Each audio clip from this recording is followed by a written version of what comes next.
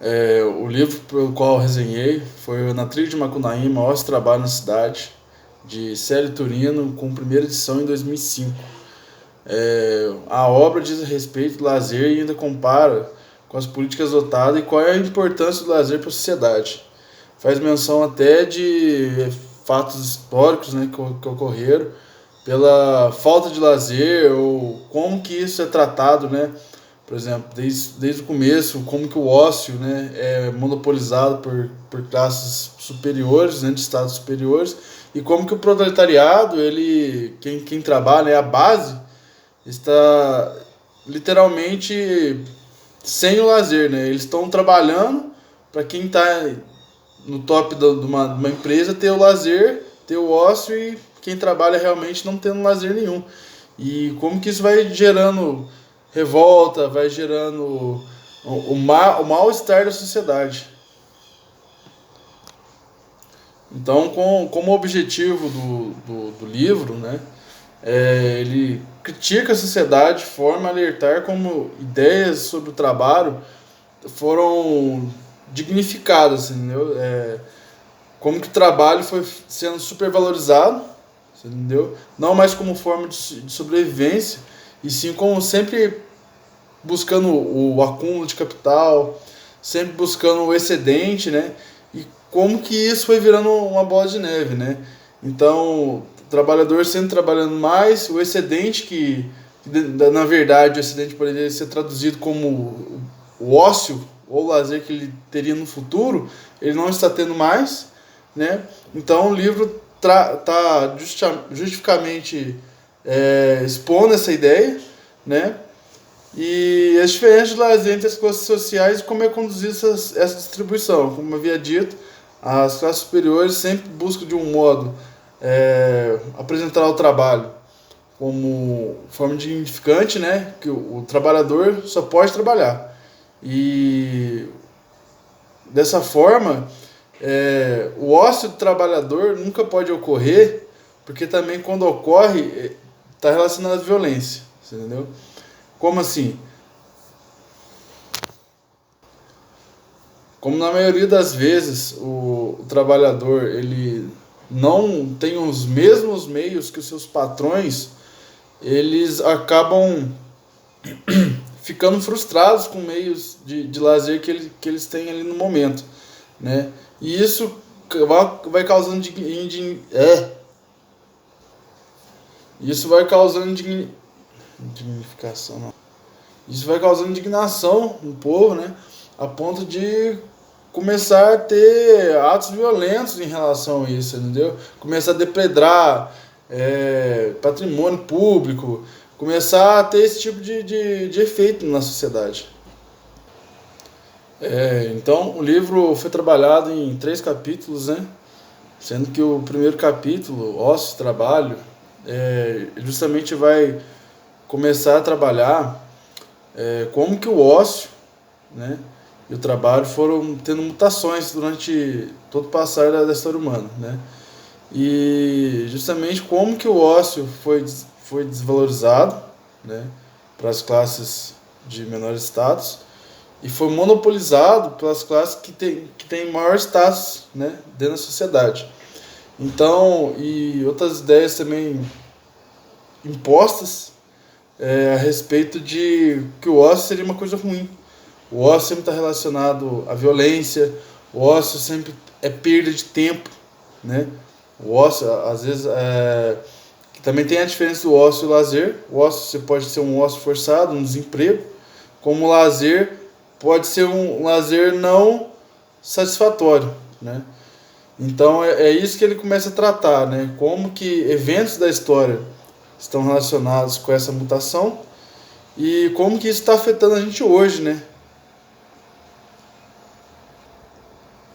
Já no segundo capítulo, né, Lazer, o ócio permitido, ele justamente traz o que realmente é um ócio e como que isso está relacionado a gente, né?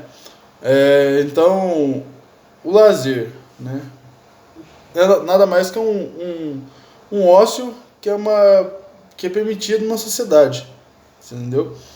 Então, por exemplo, a gente pode classificar, por exemplo, um lazer de uma pessoa fazer um crime. Pode ser que ela se distraia, se sinta bem fazendo, mas não é permitido. Então, e como também o trabalho, o equilíbrio entre o trabalho e o lazer, né, são coisas importantes. Porque dentro da sociedade, o trabalho ele é necessário porque ele também vai gerar o lazer no futuro, porque você vai precisar de meios para ter o lazer. E desse modo, ele, enfim, e como que o lazer tem se mutado a respeito do consumismo, a respeito do que é imposto a gente, que a gente não tem noção, você entendeu? Então, por exemplo, porque tal pessoa se sente bem fazendo talvez uma corrida, eu vou ter que fazer também, porque isso é uma coisa que todo mundo aceita, é uma coisa que seria boa, e por isso eu vou ter lazer fazendo isso. E realmente não é. Então acaba que a pessoa começa a praticar certos tipos de lazer que não são para ela, né? Não são prazerosos, não chega a ser um lazer, chega a ser, na verdade, mais um trabalho. E como que isso tem feito a sociedade cada vez mais cavar um buraco, né? Porque hoje, atualmente, nós temos um grande problema que não são mais doenças físicas, não são mais doenças relacionadas ao nosso corpo, né? E sim a nossa mente, nosso espírito. E depressão, falta de autoestima, esse tipo de coisa, realmente por causa relacionada ao lazer, a falta do nosso lazer, e como que o lazer tem decaído cada vez mais dentro de uma sociedade, fazendo que cada vez mais nossas relações são deploráveis, são chulas, entendeu? Não tem mais sentido fazer certas coisas, entendeu? E acaba que, ao passar do tempo, a gente vai vendo que cada vez mais o ser humano fica mais preguiçoso em relação a se divertir. E é uma coisa que sempre está aumentando dentro da gente, sempre trabalho, mais trabalho, com a intenção de no final tentar colher um fruto que nunca irá ter.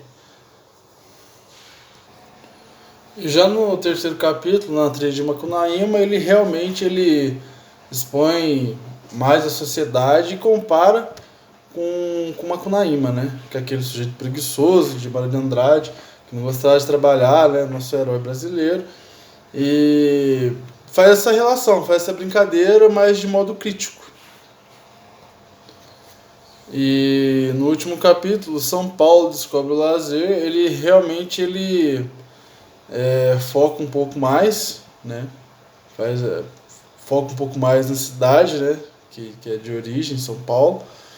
E comparando até os mitos, os deuses lá da Macunaíma, em relação ao que está acontecendo. O que, por exemplo, vários deuses que morreram e tem meio que toma forma naquilo ali, né? Como Richetê, que era um deus de criação, né? Um rio, uma coisa que vai trazer vida, e que ele morreu, né? Morreu. Hoje realmente ele está ali, mas só traz um mau cheiro e não mais a vida. Agora, em relação ao livro, né? Logo no começo do livro, né? O autor já começa a comparação, né? A chegada dos portugueses aqui em Pindorama, né? E qual que foi esse choque, né? Os portugueses, em suas chegadas, viram danças, brincadeiras, lazer, e essa é a linguagem daquele povo, né? Então, não adiantava eles chegar ali e tentar conversar, não ia entender português, e viram que, na verdade, eles estavam dançando, e que aquilo ali era o ócio, né? O lazer ali, que era, na verdade, a linguagem, né? Então, a primeira impressão, em resumo, que eles tiveram ali, que aquilo ali era o Éden, né? O pessoal não tendo realmente a vergonha, né? É uma sociedade que andavam nus, né? E que para eles era um absurdo, literalmente uma falta de cultura. Na verdade, era até uma cultura um pouco mais evoluída, em minha opinião.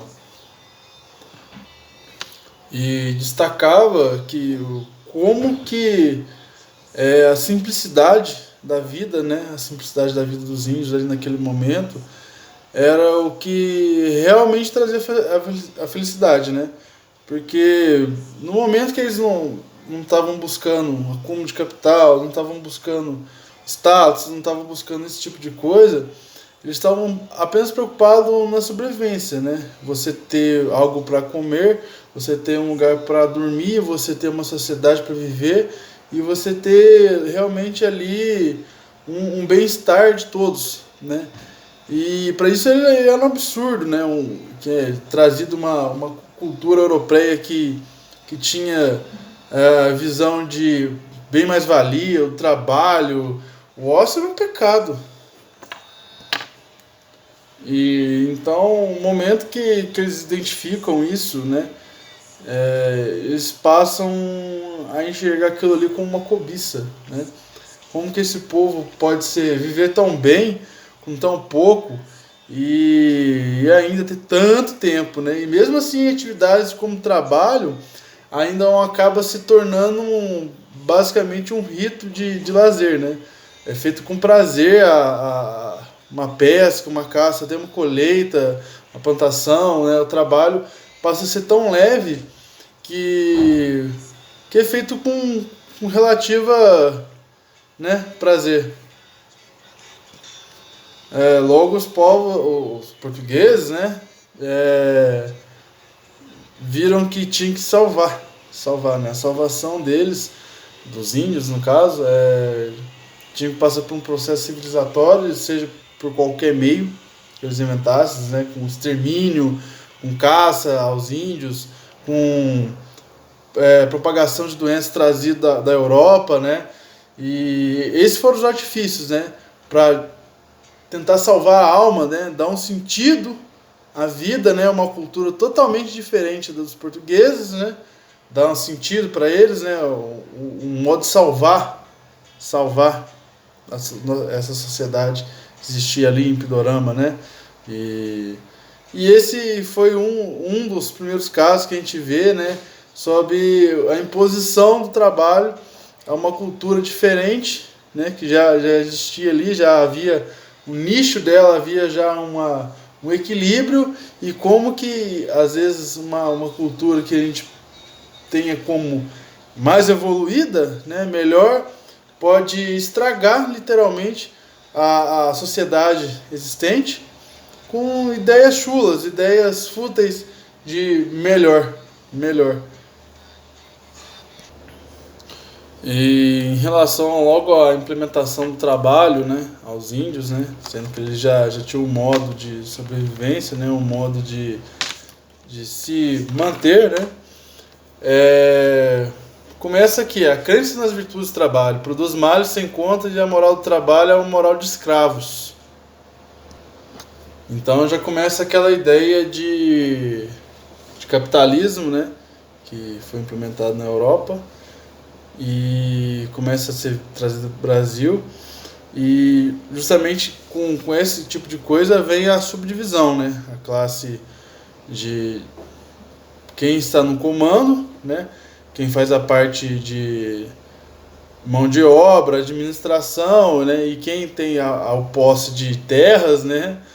E como que isso, por exemplo, começou a ter o impacto de dominância, né? Porque logo nesse início a gente vai havendo a implementação de acúmulo de capital e como que uma alta ou uma baixa no mercado pode levar, né, o operariado a passar fome, né, ou então apenas ficar na medida ali do cabimento de sobrevivência, enquanto que sempre o latifundiário, né, o dono de terra, sempre o cara que tem um maior status, vai viver com o ócio dele, com lazer, basicamente sem mudança nenhuma, sem mudança nenhuma. Então é o mandado, né, que vai valer mais ali e como que isso foi sendo implementado e concretizado até hoje. Então o livro vai trazendo pra gente aí várias ideias, né?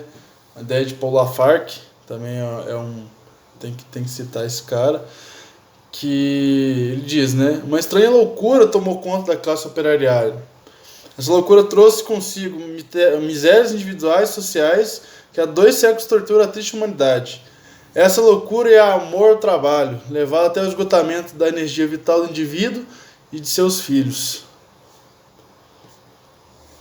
Nesse manifesto, ele critica o excedente, né, trabalho, né, de forma exploradora, e também critica o fundamento cristão sobre a relação do trabalho, né? O trabalho é a dicotomia que existe da Igreja Católica em relação a pregar o trabalho como forma dignificadora, porém ele prega o ócio que eles tanto determinam como pecado, porque a adoração também é um ócio. Então você proibir o ócio e praticar gera uma dicotomia. E uma frase que o Lafargue fez, né, citou no seu livro, fez em seu livro, que tem que ir, deu a seus discípulos o exemplo supremo da preguiça ideal. Após 6 dias de trabalho, descansou por toda a eternidade. A máquina que o Estado criou, o artifício de manipulação da energia e o espírito dos operários, utilizando assim o trabalho como sua ferramenta, né, como parte física, doutrinas de louvor e amor ao trabalho como única forma dignificadora do homem, que é a forma mental. As fábricas se tornaram prisões ideais. De algum modo, o proletariado se deixou levar, destruiu os próprios frutos de seu trabalho e nunca irá usufruir de nenhum prazer que ele mesmo produziu. E é dessa forma que o livro vai denunciando, né, de como que a sociedade tem se desfeito, né, do que é uma coisa natural para o ser humano, uma coisa que antes era praticada por todos e era um direito, né? Isso é um direito da gente, a gente ter o lazer. Hoje a gente vê que basicamente o lazer nosso se tornou se descansar de tanto cansaço que a gente tem no trabalho, ficar horas e horas assistindo filme, né? Não fazendo absolutamente nenhum tipo de atividade. E hoje, né? O caos do mundo está sinteticamente não no controle e sim no excesso deste, né? Então a gente tenta controlar muito o que está ao nosso redor, né? Em vez de tentar seguir o fluxo. E a fim de controlar tudo que está à nossa volta, a gente perdeu o nosso próprio controle, né? Então a gente tenta controlar como que a chuva vai cair, como que o rio vai correr, e a gente acaba perdendo o nosso próprio controle. Então, um caos. Da naturalidade ser, passou a ser um produto da Revolução Industrial, né? A gente acaba sendo um produto, né? A gente acaba agindo de forma mecanizada em tudo. Como portar-se, como andar, como falar, e não respeitando da onde que a gente vem, as nossas raízes, né? A gente acaba adquirindo a falsa ideologia que tudo lá para fora é melhor, né? Que a gente precisa ter padrões de vida que são diferentes do nosso, né? E que a gente julga ser melhor. Então a gente vive num lugar que tem terra e estrada de terra e que andar de Ferrari não vai adiantar nada. A gente vai apenas se frustrar mais ainda, né? E esse é o nosso produto da Revolução Industrial, nosso produto do capitalismo, nosso produto que a gente está colhendo hoje, que é as doenças que acometem a sociedade, né? E até algo natural quanto o lazer aparece de forma mecanizada, né? Planejada, um jeito falso de limpar a mente e se libertar. A felicidade não pode ser regulamentada, não pode ser padronizada. Falsa liberdade imposta, mal degludida, esse é o lazer do século XXI.